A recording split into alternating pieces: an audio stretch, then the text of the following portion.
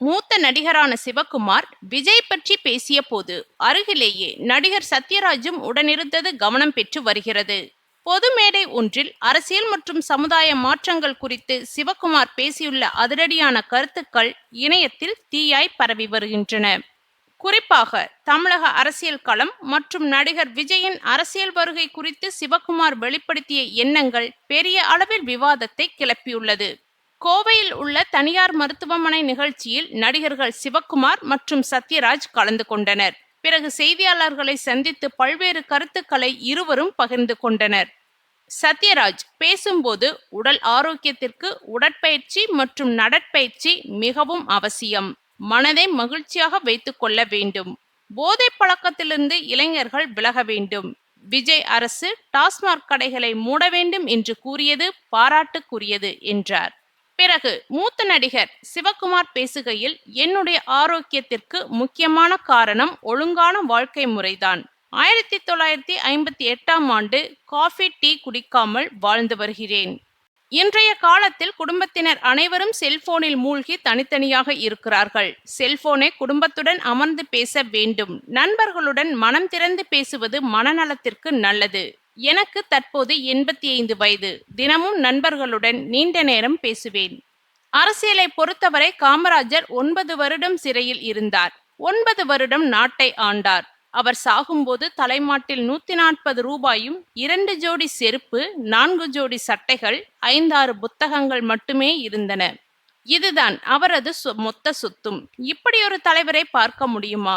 அப்படிப்பட்ட காமராஜரையே மக்கள் தோற்கடித்தார்கள். ஏனென்றால் அப்போது காமராஜர் தேவையில்லை, மாற்றம் வேண்டும் என்றார்கள். 1967ஆம் ஆண்டு திமுக பதவிக்கு வந்ததும் முன்னாள் முதலமைச்சர் பக்தவச்சலம் தமிழ்நாட்டில் விஷக்கிருமிகள் பரவிவிட்டன என்று சொன்னார். அதை எப்படி விஷக்கிருமிகள் என்று சொல்ல முடியும்? பிறகு பிடிக்காமலா 69 வருடங்களாக திமுக செயல்படுகிறது? ஆனால் அதுவும் பிடிக்காமல்தான் இன்று விஜய்க்கு ஓட்டு போட்டுள்ளார்கள். யார் வேண்டுமானாலும் என்ன மக்கள்தான் முடிவு செய்கிறார்கள். மக்கள்தான் நீதிபதிகள். மக்கள் அப்படி முடிவு செய்தால் அதை ஏற்றுக்கொள்ள வேண்டும். 90% முதல் முறையாக ஓட்டு போட்டவர்கள் காசு வாங்காமல் ஓட்டு போட்டுள்ளனர். என்னுடைய பேரன்கள் பேத்திகள் ஓட்டு போடுகிறார்கள். அவர்கள்தான் இனி வருங்காலம். அவர்கள் தங்கள் தலைவனை தேர்ந்தெடுக்கும் போது அதை தவறு என்று சொல்ல நீங்கள் யார்?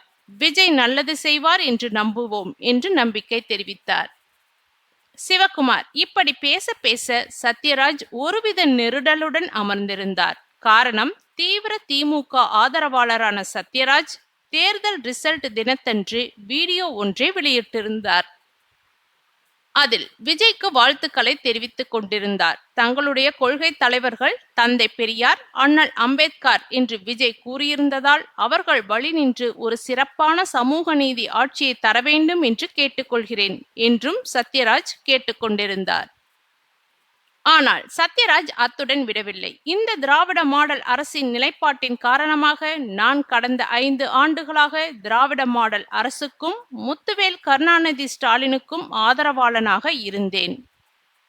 இனிவரும் காலங்களிலும் அதேபோல் முத்துவேல் கருணாநிதி ஸ்டாலினுக்கும் திராவிட முன்னேற்ற கழகத்திற்கும் என்னுடைய ஆதரவு இன்னும் வலுவாக இருக்கும் என்று பெருமையோடும் மன உறுதியோடும் மனமகிழ்வோடும் மகிழ்ச்சியோடும் கூறிக்கொள்கிறேன் என்று அதிரடியாக கூறியிருந்தார்.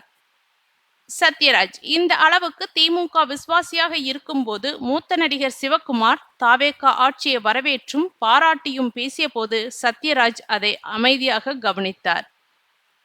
சிவகுமார் தன்னுடைய கருத்தை சொன்னாலும் அதற்கு மறுப்பும் எதிர்ப்பும் காட்டாமல் நாகரிகத்துடன் அமைதியாக அமர்ந்து கவனித்ததை சுற்றியிருந்த செய்தியாளர்களும் கவனிக்கவே செய்தனர்.